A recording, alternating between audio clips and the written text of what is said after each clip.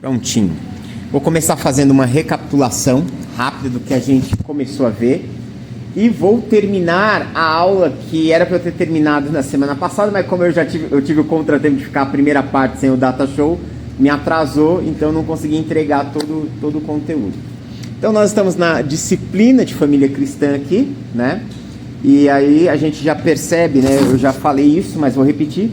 A família é um projeto de Deus, é a base da sociedade. E olha só, a Bíblia nos ensina princípios para que a família seja saudável. Guardem bem isso, a Bíblia nos ensina princípios. O que quer dizer isso? Que nos ensinam caminhos, nos ensinam meios pelos quais nós vamos construir uma família saudável e uma família que cumpre o seu propósito no plano de Deus. Então nessa apostila, porque na verdade é um material que eu mandei já para vocês lá no grupo na apostila, nós vamos estudar a família cristã em 4 aspectos fundamentais: fundamentos bíblicos, papéis no lar, desafios contemporâneos e discipulado familiar, ok? E aí eu comecei lendo o texto de Gênesis 2:18 na última aula, que o Senhor olha para o homem, né? Recapitulando o capítulo 2, Deus cria o homem em Gênesis 2:7. Em Gênesis 2:8, Deus cria um jardim e coloca o homem para trabalhar e cultivar ele, antes de lhe dar uma esposa. Lembra que eu falei sobre isso? O motivo é, Deus quis imprimir responsabilidades, comprometimento no homem, para que por meio da responsabilidade, do comprometimento, ele chegasse à maturidade. Por quê? Porque um casamento, gente, na verdade, o casamento, ele deve acontecer, ou ele deveria acontecer, né? O ideal é que as pessoas elas estejam prontas para isso. É uma decisão que precisa ser consciente, e não só consciente do ponto de vista um quer e o outro quer. Lógico, ambos vão querer, se gostam, é óbvio, mas a questão é se estamos prontos o suficiente para viver com uma outra pessoa que pensa diferente da gente, que enxerga a vida diferente da gente, que tem hábitos diferentes da gente. E da mesma forma nós, em relação à pessoa, nós vamos ter hábitos e um modelo de vida. E quando você está ali no namoro, na amizade, no namoro e até mesmo no noivado ainda, você trata aquilo, principalmente no namoro, a gente tende a tratar algumas coisas relevando, porque você vê um defeitinho ali no outro, que você considera, né? Porque normalmente o defeito tá no ponto de vista de quem vê, né? Mas você considera um determinado defeito na outra pessoa, só que você releva, ou a pessoa te releva, porque vocês não estão 24 horas convivendo um com o outro. Vocês não têm que acordar e dormir olhando e vivendo um debaixo do mesmo teto que o outro. Então, ainda que seja uma coisa que te estresse, ou algo que você estresse a pessoa, passa, depois cada um vai para sua casa. Mas a partir do momento que passam a viver, aí o desafio é muito maior. Por isso que o casamento, em Gênesis 2, ele é dado a um homem que aprende o papel de responsabilidades, de comprometimentos e de amadurecimento. Quando chega no 2:17, o homem está lá dando nome aos animais, cuidando ali do jardim. E aí diz o texto que Deus olhou e viu que não havia uma correspondente à altura para o homem.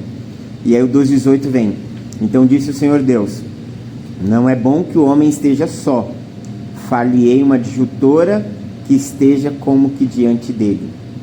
Aí a gente viu o significado da palavra adjutora, né? Auxiliador, alguém que lhe complemente, né? A gente viu algumas versões aqui do texto da Bíblia, umas diferentes da outra.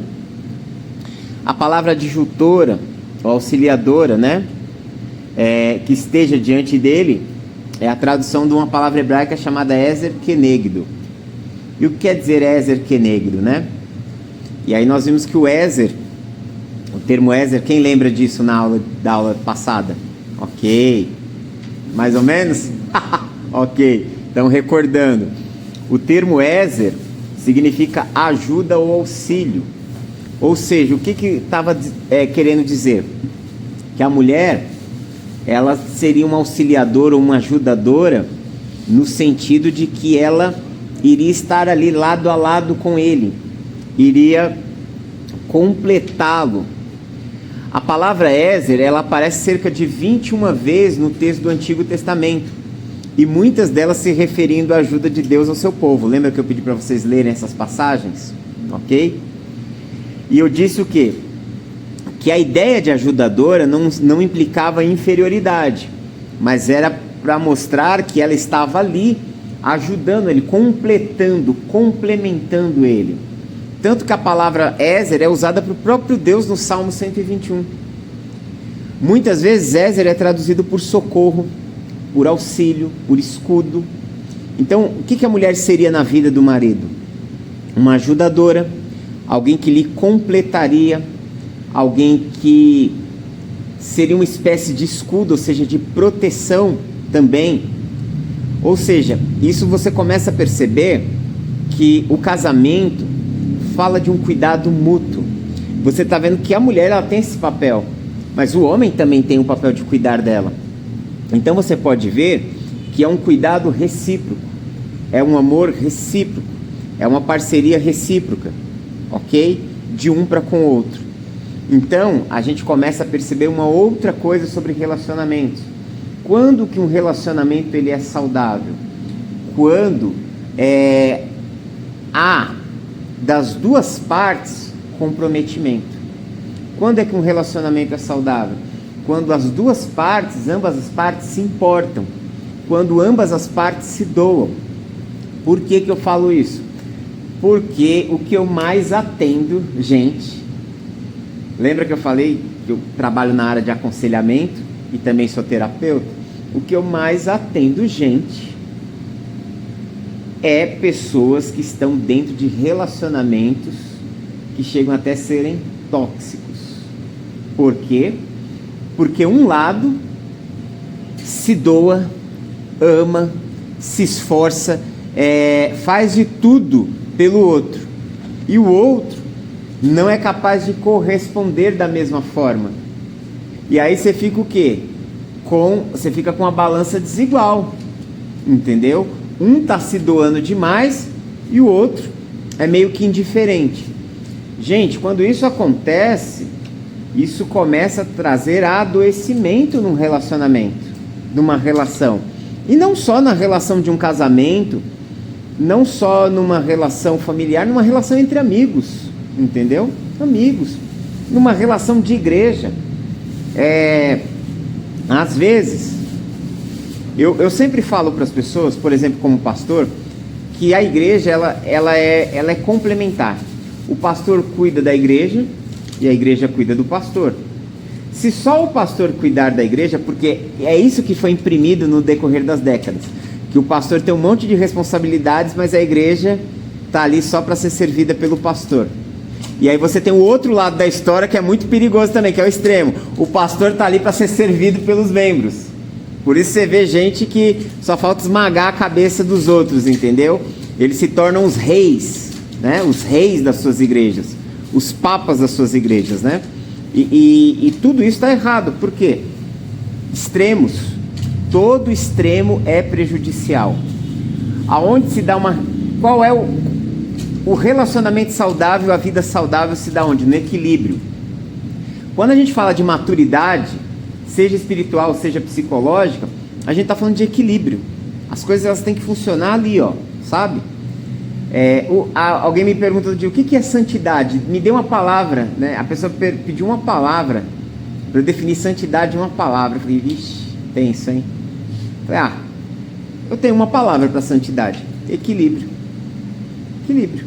O equilíbrio faz você ponderar as coisas, pensar nas coisas, não tomar atitudes precipitadas, mas agir quando precisar agir, não agir quando não precisar não agir, depender de Deus e confiar que Deus vai fazer naquilo que eu não posso fazer, mas saber que eu tenho que fazer aquilo que Deus espera que eu faça. Isso é equilíbrio, entendeu? Então tudo que é saudável tem equilíbrio. Tudo que está em desequilíbrio não está saudável. Você pode tirar pelo nosso corpo. Se a sua pressão está muito alta ou está muito baixa, você vai adoecer, está em desequilíbrio. Se os seus hormônios, homens, testosterona, está abaixo do normal, seu organismo está em desequilíbrio. Os homens começam a sentir sintomas de depressão. Tem muita depressão que ela é basicamente hormonal. Você pega os homens ali na faixa da minha idade, dos 40 para frente, quando eles estão deprimidos, muitos são questões hormonais, entendeu? Não é a cabeça dele que tem que ser trabalhada, ele precisa trabalhar o organismo dele, né? Ele precisa de cuidados médicos, você está entendendo? Então, tudo que está em desequilíbrio, e aí guardem isso, né? Para ser uma régua para vocês medirem as coisas. Tudo que estiver em desequilíbrio está adoecendo. Tudo que está em equilíbrio é saudável, ok?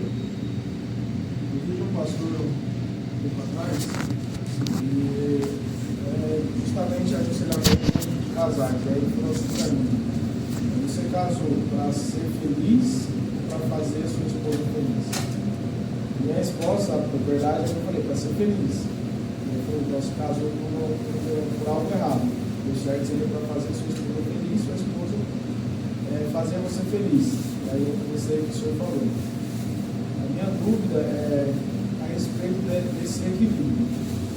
Se uma pessoa, como o senhor falou, faz tudo e a outra não, o que o senhor aconselharia? Essa pessoa desacelerar ou o senhor aconselharia? Eu acho que todo relacionamento ele precisa ser construído na base do diálogo, né? Então, assim, se existe alguma situação que ela gera desarmonia, é necessário que se sentem e se conversem numa boa, sabe? Mas que se trate do assunto. Por quê? Todas as coisas que a gente não trata, todas as coisas que a gente não conversa, não dialoga, tudo que a gente acaba jogando para baixo do tapete, mais cedo ou mais tarde vai se tornar um grande problema, entendeu? Porque hoje, vamos supor, o cara, ele é novo no casamento dele, ele é novo ali na relação dele, ele não trata daquilo, cara, daqui a 10 anos, como é que vai estar isso? Se eu pegar aqui, se ficar caindo uma gota de água, se aqui minasse somente uma gota de água, você acha que como estaria isso aqui em uma semana ou em um mês? Estaria inundado, entendeu? Chegaria um momento que quando você chegasse lá embaixo, tinha água escorrendo lá e ninguém ia saber, mas como acumulou tanta água? Você está entendendo?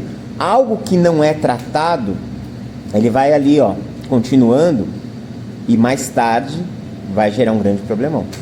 Muitos casamentos se quebram, muitos relacionamentos se quebram por isso, muitas amizades se desfazem por isso, muitas relações, pastor e igreja, sabe, muitas relações dentro da igreja acabam por isso. Muitas igrejas se quebram por isso. Você tem um determinado grupo ali, aquele grupo tem um problema, ninguém nunca resolve, ninguém nunca toca no assunto e vai deixando, uma hora quebra. Você está entendendo? Por isso essa filosofia de fazer números, ela é muito perigosa, porque na intenção de fazer números, você deixa de resolver os problemas que estão aparecendo, porque você quer fazer números, aí depois você tem um problema que é quase insolucionável, que vai terminar mal, sempre termina mal. Então, é o diálogo, a conversa, entendeu? E até para conversar a gente precisa ter tato, né? Ter tato. A gente tem uma tendência, é uma tendência nossa, todos nós, não escapa um ser humano disso. Qual é a nossa tendência? A gente deixa para falar as coisas quando já extrapolou. Eu vejo antigamente, que hoje já mudou muito isso, né? Hoje mudou radicalmente isso. Mas antigamente eu vi os pais, tipo, ele falava com o filho e tal, e aí ele deixava chegar na medida, aí arrebentava na pancada o filho, entendeu? Ou a filha. E que talvez não precisava ser tão agressivo, ser tão violento. Por quê? Porque ele chegou no extremo, entendeu? Se ele tivesse tratado isso antes, quando não era extremo, teria resolvido, entendeu? De uma outra maneira, né? De uma maneira que não gerasse traumas. Quantos adultos hoje, e são os adultos normalmente da minha faixa etária, eles são traumatizados pelas relações que eles tiveram com os pais, entendeu? No passado. Foram tratados duramente, rispidamente, e teve um lado bom, não vou dizer que não teve, mas poderia não ter sido daquela forma e ter gerado os traumas que geram. E aí, o pai de hoje, o pai que tem os seus 40, 50 anos, ele vai para dois extremos. Ou ele vai replicar o que os pais deles fizeram com ele e vai tentar tratar os filhos assim, ou, que é o normal, a grande maioria vai fazer o quê? Não vou tratar os meus filhos como meus pais me trataram. E aí acaba sendo muito displicente, deixando fazer tudo. Você está entendendo? Então você pode ver que coisas que não são tratadas num determinado momento, elas têm os seus desdobramentos, ok? Depois a gente viu a palavra Ezer e a gente viu a palavra Kenegdo também na aula passada, né? Que a ideia de Kenegdo é correspondente a alguma coisa, como, diante, ou dele, né? Diante dele. Então Kenegdo podia ser traduzido como correspondente a ele, né? Correspondente ao homem, ou diante dele. Qual era a ideia aqui? A compreensão, a ideia era dizer que a mulher, ela estava sendo construída em pé de igualdade. Você lembra que eu usei o exemplo aqui, né? Peguei a missionária Vanusa e acho que era o Kaique no início, o Levi, né? E fiz aqui as comparações, né? Coloquei a ideia de mostrar a igualdade. Homens e mulheres foram criados em igualdade. Então, a compreensão exata dessa expressão, Ezer Kenegdo, exige uma análise mais detalhada, né, dos seus termos. O termo no Antigo Testamento muitas vezes se refere à ajuda divina. Isso sugere que o significado do termo não implica necessariamente em subordinação. E o segundo termo, né, como ou de, combina com essa preposição diante, né? Então aqui na verdade eu tentei só explicar um pouquinho linguisticamente o sentido, né? Deixa eu passar isso aqui. Não, aqui tem uma curiosidade interessante, ó. Por que eu trabalhei essa questão dessa palavra? Isso aqui eu não cheguei a mostrar na aula passada. Porque ao longo dos séculos, dentro da história da igreja, dentro da tradição judaica também, mas principalmente na história da igreja, as pessoas foram interpretando meio que como dando à mulher um papel secundário. Com o passar do tempo, na Idade Média e tal, foi tomando esse formato. E não era essa a proposta original, era em pé de igualdade. Eu vou falar por que acontece esse desequilíbrio. Abre aí em Gênesis 3.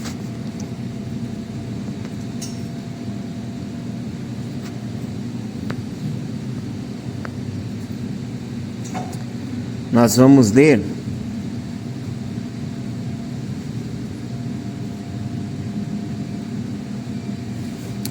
Gênesis 3 é o momento em que os seres humanos pecam, desobedecem a Deus, comendo do fruto da árvore que Deus havia dito para eles não comerem.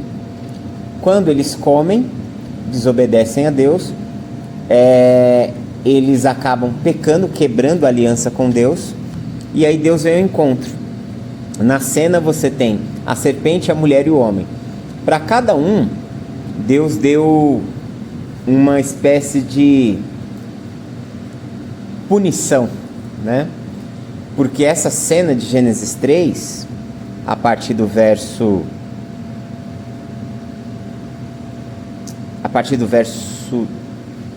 13, aliás, Deus inquere Adão no verso, a partir do verso 9, mas se configura mesmo a partir do verso 11, do verso 10, você tem a cena de um tribunal aqui. O tribunal onde Deus é o juiz e o réu é a serpente, a mulher e o homem. Para cada um, Deus bate o martelo e dá um juízo, entendeu? A serpente, ela vai rastejar, vai comer o pó da terra, vai ser maldita entre todos os animais, e um descendente da mulher vai esmagar a cabeça da serpente. Aí, no verso, e aí eu quero que vocês leiam exatamente o verso 16, 17, 16 e 17. Não, só o verso 16. Quem pode ler o verso 16, por favor? A mulher lhe declarou: multiplicarei grandemente o seu sofrimento na gravidez. No sofrimento você dará à luz filhos. Seu desejo será para o seu marido, e ele a dominará. Ok, esse é o juízo de Deus e a sentença para a mulher, né? A mulher que deu fruto da árvore e o marido comeu, entendeu? Mas Deus não, veja só, Deus responsabiliza os três. Embora o Adão, ele falou, eu comi porque a mulher me deu, tipo, tô tirando o corpo fora, a culpa é dela. Aí a mulher olha, tipo, não, eu comi porque a serpente me enganou, tô tirando o corpo fora, a serpente segura a batata quente.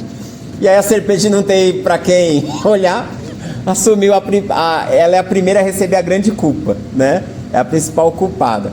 Mas todos são culpados, perceba isso. Então, às vezes a gente faz piadinha, né? Dizendo que o homem ele perdeu ele perdeu o paraíso por causa da mulher, né? Na verdade, o texto, Deus fala, Deus confronta ele por ter ouvido, né? O verso 17, lê aí, só o primeiro trechinho aí. E Adão, ele disse o quê? E o homem declarou: visto que você deu ouvidos à sua mulher, comeu do fruto da árvore, da qual ordenei a você que não comesse, maldita é a terra por sua causa. Ok. Porque você deste ouvido à tua mulher. Então, às vezes você pode pensar erroneamente. Então, o problema do homem foi ouvir a mulher. E na verdade, o problema do homem não foi ouvir a mulher. O problema do homem foi não ouvir a Deus. Perceba a diferença. Quando você olha para a história de Abraão, no capítulo 15, Deus faz uma promessa fantástica para ele. Faz uma aliança com ele. No 16, Sara vai lá e fala, olha, deita com a minha empregada lá e tem um filho com ela, porque aí eu vou ser mãe por meio dela. Cara, no 15, Deus falou que iria fazer de Abraão uma multidão incontável. Deus disse que um descendente dele que herdaria as posses de Abraão. No 16 ele cede ao apelo de Sara. Aí você vê que tem uma repetição com esse texto aqui. Lá ele cede ao apelo da esposa. Aqui o homem também cedeu ao apelo da esposa. Mas o problema não está na esposa. O problema está no homem, que ouviu a voz de Deus, e entre ouvir a voz de Deus e a voz de um ser humano, opta por escolher o que o ser humano lhe fala. E ali, esse é o nosso grande problema. Esse é o nosso grande problema, guardem bem isso. Não é as pessoas em si, não é nós darmos ouvido para a voz das pessoas. O nosso grande problema é que a gente deixa de ouvir Deus. Quando a gente deixa de ouvir Deus, a gente ou vai dar ouvido à voz das outras pessoas, ou se não der ouvido à voz das outras pessoas, a gente vai dar ouvido ao nosso próprio coração, à nossa própria cabeça, vai seguir o nosso próprio nariz. E esse é o problema. O problema não é ouvir a voz do outro, é rejeitar a voz de Deus. Entendeu? E aí que se configurou o problema deles. E aí você vê que para a mulher, como a Giovana leu, o juízo vou multiplicar grandemente a tua dor e a tua concepção. Com dor você terá filhos. Foi isso que Deus disse para a mulher. Então fica ali no texto meio que dito assim, fica a ideia de que provavelmente, se não fosse aquela situação, ela engravidaria sem dor. Ela daria a luz sem dores, certo? Porque se ele fala que ela agora vai ter dor, e a dor é uma punição, então significa que se ela não fosse punida, ela não teria dores. Só que eu acho que vai mais além um pouquinho. Porque a ideia aqui, com dor terá filhos. Para mim isso vai ainda um pouco mais além. Eu acho que isso aqui tem uma implicação em querer dizer que ser mãe será algo sofrível. Ser mãe será um processo doloroso. E ser mãe será um processo doloroso. Escutem isso, meninas. Ser mãe será um processo doloroso, não por causa da dor do parto, porque hoje você pode ter um parto sem dor. Certo? Então a ideia, muito provavelmente, é estender para dizer assim: o processo de ser mãe é doloroso. Tem uma frase que ela era muito comum no passado. A frase era assim: ser mãe é padecer no paraíso, né? A frase da minha época. Vocês são novinhos, provavelmente não conhecem essas frases, né? Mas ser mãe é um processo doloroso. Por quê? Porque primeiro é uma morte radical do seu ego. Você pode ver que a mulher, ela pode gostar, ela pode pensar muito em si, ela pode ser uma pessoa muito vaidosa, ela pode ser uma pessoa muito centrada nela mesma, mas a maternidade muda. A maternidade faz com que o seu olhar não seja mais centrado nela mesma. Automaticamente a maternidade faz com que você passe a viver em função do seu filho. E toda vez que a gente vive em função de outra pessoa, a gente sofre. E faz parte. Mas aqui aparece como uma maldição. Esse sofrimento da mãe ao cuidar de um filho, o sofrimento, as decepções que muitas vezes ela terá com o filho, é meio que uma maldição. E você pode ver o que vai acontecer. Eles vão ter 2 filhos, e aí vai ter o Caim, o mais velho, vai ter o Abel, o caçula, e olha a tragédia que acontece no capítulo 4. O filho mais velho mata o filho mais novo de Eva. Isso não trouxe profunda dor para ela? Ser uma mãe que perde um filho, já é uma dor irreparável, já é um processo altamente doloroso. Agora pensem comigo numa mãe que perde um filho que foi assassinado pelo seu outro filho. Imagine a dimensão da dor dessa mãe, imagine como ela fica, sabe? Imagina como se torna a vida dela, perder um filho que foi assassinado por outro filho. Você está entendendo? Então eu acho que essa dor se estendia muito mais do que o parto, se estendia para a criação, para a relação. Só que olha só o que o texto ainda diz: o seu desejo será para o seu marido e ele te dominará. E aqui dominar não tem um sentido bom não, gente. Aqui o dominar é um sentido de que você vai estar sujeita ao seu marido. Você foi criada, a ideia era mostrar: olha, mulher, você foi criada em pé de igualdade com o homem, mas agora ele vai, te dominar, te subjugar. Então quando a gente pensa, porque assim, a gente tem um outro texto que tem um grande problema, que é o texto em Efésios, quando fala de mulheres sejam submissas aos vossos maridos. Gente, isso já foi tão mal interpretado no decorrer dos séculos. Isso alimentou muitas vezes o direito de maridos oprimirem as esposas, maltratarem, e não tem nada a ver com o texto não está falando disso. O texto está falando que o homem deve amar a esposa como Cristo amou a igreja. Mas já, em nome da submissão, já fizeram muitas coisas. Eu lembro de um caso, esse caso chegou para mim depois, mas faz muitos anos, de uma mulher que ela servia a Deus, o marido também servia, né? Ambos, vou usar o termo, ambos estavam na igreja, só que esse marido a desrespeitava.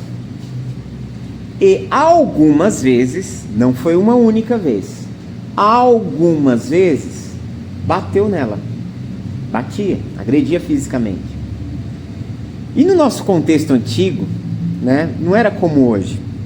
As pessoas tinham muita ideia de ir para o pastor buscar direcionamento, né? E aí ela vai para o pastor e fala, retrata essa situação, e o pastor só fala assim: vamos orar por ele, né? E ela continuava, o pastor orando de um lado pela vida dele, ele batendo do outro lado nela. Chegou de novo nele, retratando agressões. E ele vai, vamos orar. E ele orando de um lado, E a mulher, mais uma vez, sendo agredida pelo marido. Aí ela chega até ele, até o pastor, e o pastor, ao ouvir isso, ele acho que ele se enjoou de orar. Ele fala: meu, você precisa ser mais submissa, talvez você esteja errada e você está apanhando por a ideia. Ele estava querendo dizer, ele disse que ela estava apanhando por culpa dela, que ela era uma má esposa e estava gerando isso. Gente, que absurdo. Esse é um cara que na cabeça dele, Efésios 5:22, mulher ser submissa ao marido é ser dominada, subjugada. E isso não é ordem divina, isso é maldição, gente. Isso é maldição. O Evangelho de Jesus veio restaurar os relacionamentos, principalmente os relacionamentos humanos. O Evangelho veio restaurar o nosso relacionamento com Deus, o nosso relacionamento conosco, o nosso relacionamento com o próximo. Sendo assim, um casal, alguém que está em Cristo, jamais poderia enxergar uma relação de dominação. E ainda que não estivesse em Cristo, uma relação, ela deve ser de amor mútuo, de respeito mútuo. Entendeu? Esse pastor, se fosse hoje, é porque eu sei que ainda existem muitos contextos que acontecem isso. Mas o mais provável é que o marido fosse preso e o pastor também, porque foi conivente. Ele não estava tentando proteger ela. Pode falar. Já vi casos parecidos com esse já. Eu fiquei sabendo também, mas que no final ainda foi pior. E infelizmente a mulher não conseguiu ficar nessa, e ele passou e voltando, ainda voltando, e acabou no final que a mulher acabou sendo assassinada por ele. Meu Deus. E depois disso, muitos pastores acabou, por conta desses casos, realmente, entendendo o que é que a pessoa, que a mulher queria. Se ela queria continuar ali, ou se ela queria realmente o divórcio, chegar Sim. a isso, para não acontecer a mesma coisa que aconteceu nesse caso. Porque ia e voltava, pressão, e orava, pressão, e voltava, e depois... Aí você vê, né? A gente vai entrar, hoje é a segunda aula, na terceira aula, ou seja, semana que vem a gente vai entrar nessa questão do tema do divórcio, falar um pouquinho sobre isso, fazer algumas leituras, falar um pouquinho como isso já foi interpretado, fazer algumas leituras contemporâneas sobre esse assunto, né? Mas assim, você vê, cara, desde o primeiro momento, quem se posiciona, quem vai até uma liderança para falar sobre agressão, uma pessoa que está sendo agredida, gente, seja agredida pelo cônjuge, pelo namorado, pelo noivo, seja agredido por um pai, por uma mãe, por um padrasto, por um tio, por uma tia, seja agredido por um filho, por um neto, alguém está sofrendo agressão de outra pessoa, essa pessoa ela já está num risco potencial de ser morta. Porque você não sabe se aquilo aconteceu uma vez esporadicamente, por um surto da outra pessoa, ou se isso vai se tornar um hábito, ou se isso vai se tornar alguma coisa que vai agravar. Então, quando a gente ouve uma situação como essa, a gente precisa já cercar aquela pessoa com cuidados. A gente já precisa se aproximar, tentar entender e, sim, dependendo da gravidade da seriedade, intervir. Tem muitos líderes que não querem intervir, e eu te posso falar, e eu aconselho muitos pastores a não ficar se metendo em briga de família. Outro dia me falaram de uma situação, eu falei, rapaz, falei para esse pastor, não mexe aí por enquanto. Por quê? Hoje um parente está contra o outro. E aí você tomar partido de algum, amanhã eles voltam de novo a estar unido e você vai ser o responsável, entendeu? Não. Então tem muitos casos com muitas situações. Falou de relacionamentos humanos, de gente, o negócio é complicado, meu. É complicado demais. Você precisa tratar, cada caso é um caso. A gente nunca enxerga casos iguais. Quando me perguntaram na semana passada sobre a questão da ceia, né? A gente não trata casos iguais na nossa comunidade, né? Eu esqueci de falar sobre isso. Que me pegaram tão no contrapé aqui, porque... Mas a gente não trata esses casos iguais. Pode falar. A primeira é e eu fiquei na dúvida sobre se caso as pessoas não quiserem ter filhos, elas têm que ser qual é a pessoa no caso? Ela tem que viver sem usar? Não. Ou não tem necessidade? Não. E a outra dúvida é nesse caso de relacionamentos que envolve agressão. A igreja também poderia, envolver até mesmo a polícia. Sim, sim. Certo. Porque muitos pastores, eles acabam, quando vão aconselhar em casos de agressão, eles sempre citam o amor do suporte, sendo que o versículo em si não fala sobre um amor romântico e no caso desses relacionamentos. E aí, os dados assim, sobre a agressão contra a mulher, uma taxa muito significativa de mulheres que são evangélicas. Sim. E aí, por isso que eu fiquei na dúvida, se o pastor ele pode também tratar de uma forma judicial. Ok, vamos começar da primeira pergunta. Quando você lê a Bíblia, você vê um grande incentivo à procriação, né? Você pode ver que Deus cria o ser humano lá em Gênesis 1:28 e fala: multiplicai-vos, povoai a terra, ok? E a gente vai perceber que essa mentalidade sempre esteve presente no judaísmo e no cristianismo. Tanto, hoje as coisas mudaram muito, gente, mas eu vim de uma época, por exemplo, que existiam pastores, e eu quero que você lembre de uma fala que eu trouxe na semana passada, que eu falei: gente, eu acho que um pastor, eu não sei se foi aqui, agora eu fiquei na dúvida, porque eu dou aula todo dia da semana, eu dou aula de segunda a sábado, cara, sábado 11 da noite eu ainda estava dando aula. Eu não sei onde é que eu falei isso, mas eu vou, se foi aqui, vocês vão relembrar, se não, vai ser a primeira fala.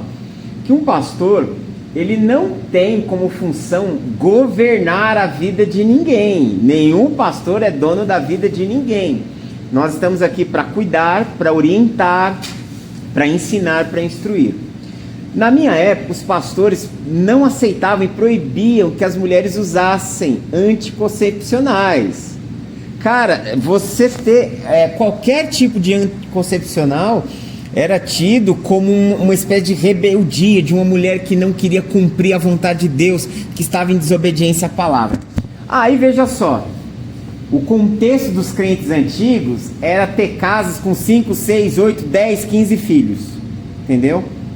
Não sei como foram criados, só Deus sabe nesse contexto como eram criados, entendeu? Agora vamos lá, pergunta, vamos lá, vou colocar essa questão. O que é errado? Você optar por não ter filhos, porque você repensou talvez no seu momento de vida, porque você não se sente preparado para paternidade, para maternidade, que talvez por N questões, ou você ter um monte de filhos, ou ter filhos e não cuidar deles, e em casos extremos, como muitos, abandonarem, darem, por não ter condições. Aonde está o erro aí? O erro está no casal que pensou e resolveu não ter, para não trazer sofrimento para uma outra vida? Ou aquele que cegamente fez isso e agora comprometeu a vida de alguém que nem pediu para ver o mundo? Percebe a situação? Então eu acho assim, se um casal não quer ter filhos, não tenha. Se não está preparado, assim como o casamento ele depende de uma maturidade, uma consciência, ter filhos também, entendeu? Você pode ver que a ideia de um pai e de uma mãe, na psicologia, na filosofia, a figura do pai e da mãe, a gente chama isso de arquétipo. O que é um arquétipo? É um símbolo. O pai sempre é um símbolo de força, de governo, de trabalho, daquele que doa vida, né? Daquele que gera vida, daquele que provê. Então, o que se entende? Que paternidade implica em ser uma pessoa que quer ser esse tipo de pessoa, entendeu? A mãe que acolhe, que alimenta, que se doa. Lembra que eu falei que o processo da maternidade, a mãe, ela deixa de viver a sua vida para viver a vida do outro. A gente, cada vez mais a gente tem casais novos e mulheres tendo filhos precocemente. A gente sabe, do ponto de vista até mesmo médico, clínico, biológico, que muitas vezes nem o corpo está preparado. Se o corpo não está preparado, e a cabeça? Você está entendendo? E a cabeça? Mas vai acontecer? Acontece. E eu sempre penso o seguinte: bom, que evitem, que procurem evitar, que não aconteça. Mas a gente tem que pensar que, e se acontecer? Bom, se acontecer, vai ter que correr atrás do prejuízo, é sempre assim. Tudo que a gente não se preparou para aquilo e aquilo vem na nossa vida, não tem mais como você fugir, você vai ter que encarar. Essa é a real. Se você não quis crescer antes, você vai ter que crescer agora. Eu sempre penso assim. Porém, eu acho que as igrejas, elas precisam ter ministérios voltados para acompanhar casais de namorados. Deveriam ter pessoas que discipulassem casais de namorados, noivos. Deveria ter grupos voltados para ministérios voltados para casais. Algumas igrejas têm, mas são muito poucas, sabe? Então, assim, o culto dos casais, o ministério com casais, deveria na igreja ter pessoas que cuidassem de pessoas divorciadas, porque o cara, quando ele se divorcia, ele está quebrado de todas as maneiras possíveis. Às vezes as quebras, elas não são só emocionais, é uma quebra na relação dele com Deus. Às vezes é uma quebra também na sua vida financeira. Cara, ele quebra-se de várias formas. E deveria ter pessoas que estivessem prontas para cuidar desses grupos. Então eu acho que, respondendo a sua pergunta, Giovana, a primeira, se alguém não quer ter filhos, não tenha. E isso não é um erro nenhum, muito pelo contrário, pode ser um grande acerto para aquele momento, entendeu? Porque na verdade, a vida do casal diz respeito somente a eles.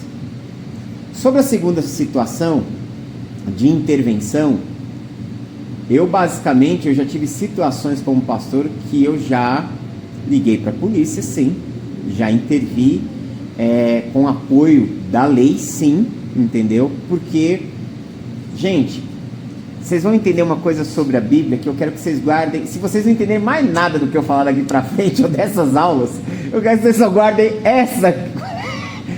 esse conceito que eu quero dar para vocês. Qual é o grande tema da Bíblia? Qual é a grande defesa da Bíblia? Qual é a grande chave para ler a Bíblia? Tudo nas Escrituras é em defesa da vida. Tudo. O que Jesus diz quando ele, lá no capítulo 10 do Evangelho de João? Eu vim para que vocês tenham vida, e vida em abundância. Tudo na Bíblia, tudo aquilo que é o propósito e a proposta de Deus é em defesa da vida. Então é simples a gente fazer o cálculo. Aquela situação é a favor da vida ou é contra a vida? Se for contra a vida, é contra Deus. Se é contra a vida e contra Deus, e eu posso fazer alguma coisa, eu tenho que fazer alguma coisa, certo? Essa é a regra ética para a nossa vida. Se é contra a vida, é contra a vontade de Deus. E se compromete a vida de outros, eu posso fazer alguma coisa para intervir, eu devo fazer isso. Porque Tiago diz que se nós podemos fazer o bem a alguém e nós não fazemos, nós cometemos pecado. Entendeu? A omissão, a negligência é um erro grave. Se você sabe, você tem alguém ali com fome, você sabe que você pode dar de comer para ele, e você passa batido, é lamentável. É lamentável. Se você não pode, é uma coisa. Se você também não tem, é uma coisa. Mas se você pode e você não fez o mínimo por alguém, cara, é meio como se você reperguntasse qual o sentido da sua vida e qual o propósito da sua vida nesse mundo, entendeu? Porque nós existimos em Deus, nós existimos para a glória de Deus, nós existimos para a adoração e o serviço a Deus, e nós existimos para estarmos comprometidos com a missão de Deus. E a missão de Deus é a restauração, é a bondade, é a vida, é a promoção da vida. Então a igreja, ela deve sim intervir judicialmente, se preciso for, numa situação. E esse foi o problema dos pastores no passado. Eles foram omissos, eles terceirizaram uma situação que dependia deles, jogaram para Deus. Lembra que eu falei? Equilíbrio está. Aquilo que eu não posso fazer, Deus faz, então eu me volto para Ele. E aquilo que Deus deixou para que nós fizéssemos alguma coisa, nós cometemos um erro se nós não fazemos. Entendeu? Então deve. E não deve fazer campanhas de conscientização, deve fazer palestras conscientizando as pessoas. Toda forma de violência é crime, gente. É crime contra a vida. A gente precisa lutar em favor da vida, ok? Certo. Você falou que tudo nas escrituras é muito da vida. E me veio essa dúvida sobre a pergunta da moça, da gravidez, do casal, escolher ter um filho. Aí o senhor mencionou anticoncepcional.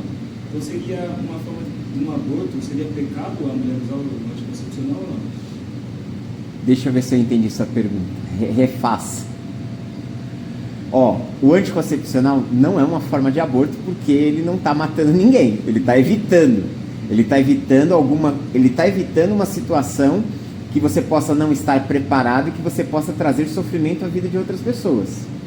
Então, o anticoncepcional, ele vai fazer com que você não faça alguém sofrer, que no caso seria a criança, ok? Então isso é a preservação da vida de alguém. Agora, eu participei há um tempo atrás de um podcast exatamente que o tema era sobre o aborto, né?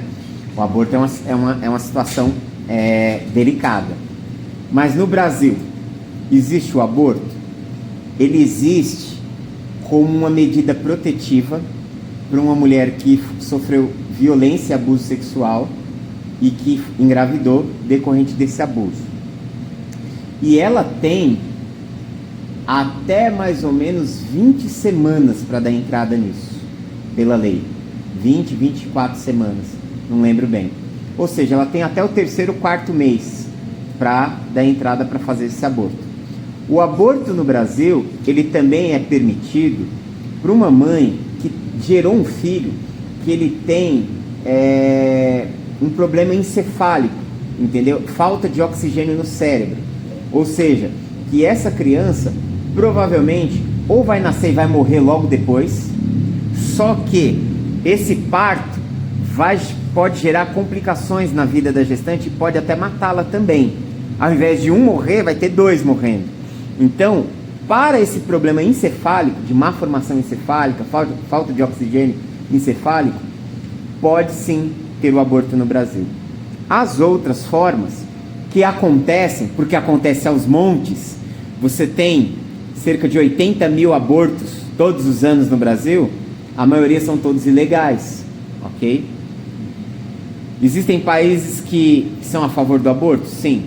O que nós vamos pensar sobre isso? O aborto, ele é sim um atentado contra a vida, entendeu? Ele é um atentado contra a vida. Então, não é mais válido o anticoncepcional, que vai prevenir uma situação que uma mulher não queira ter um filho e depois seja forçada a assassiná-lo? Então o anticoncepcional, a prevenção, vai evitar uma situação que possa se tornar muito mais complicada, você está entendendo? Então é por aí, é mais ou menos isso. Como eu falei, é uma questão muito debatida, muito complexa. Mas depois, se vocês quiserem, eu compartilho esse podcast com vocês no grupo, né? Ali eu parti do texto da Bíblia, fiz análises sociais, teológicas, para o rapaz que estava perguntando, foi mais completo, né? Mas é isso, gente, são situações delicadas, tá? Então aqui vamos ver um pouquinho sobre as aplicações da teologia bíblica do casamento. Então, a compreensão correta do termo, né, Ezer Kenegdo, uma ajudadora, né, que lhe corresponda, tem implicações práticas para o casamento e a vida familiar.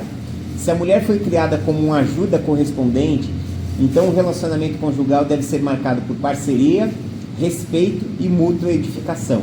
A visão bíblica do casamento não sustenta um modelo de hierarquia O que é hierarquia? Onde um só domina, um só manda, mas uma relação baseada no amor e no serviço mútuo, ok?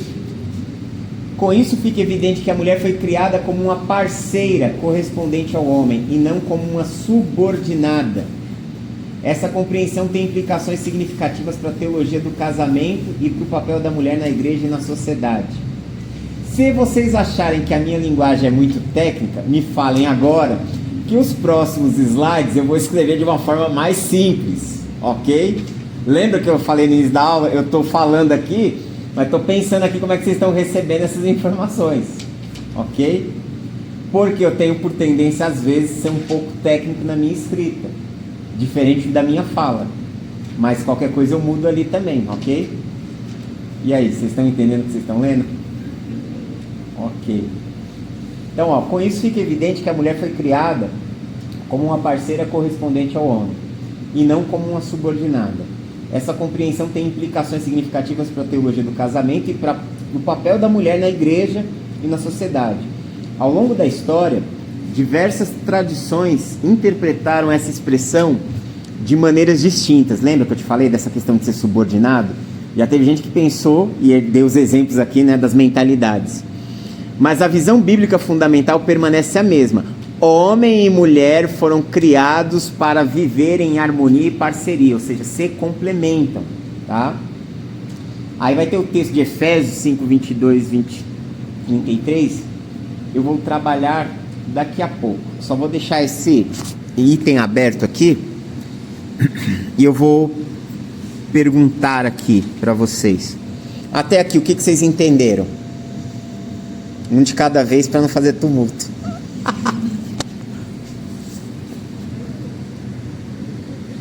Cric, cric. Vamos lá? O que vocês entenderam?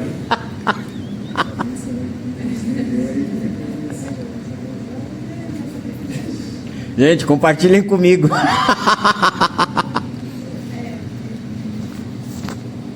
respeito da parceria, né?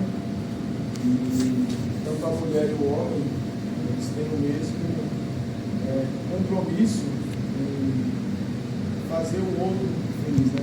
Seria, no caso, o casamento voltado para um propósito. Eu fazer minha esposa feliz, minha esposa fazer feliz.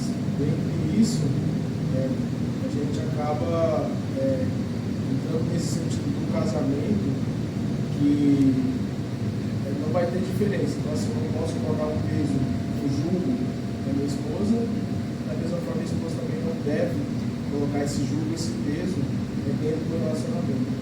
Ok, muito bom.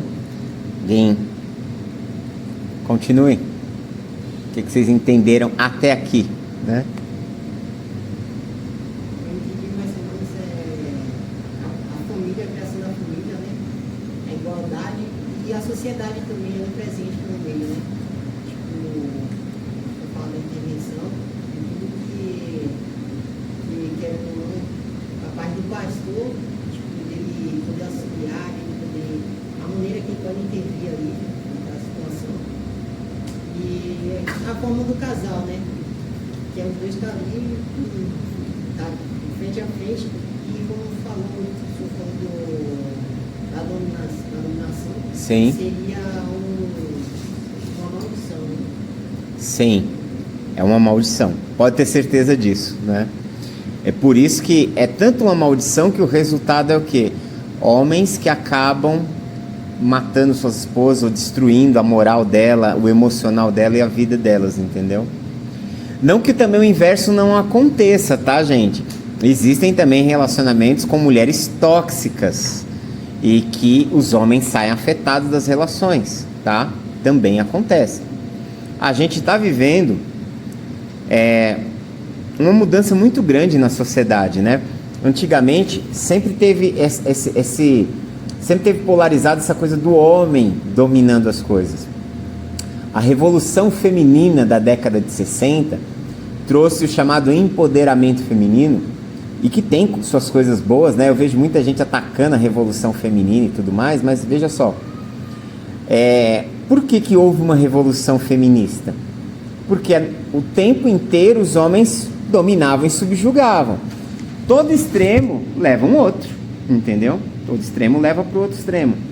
E a Revolução Feminista foi o momento que as mulheres saíram para se imporem, para mostrar que elas também tinham valor, que elas também tinham espaço.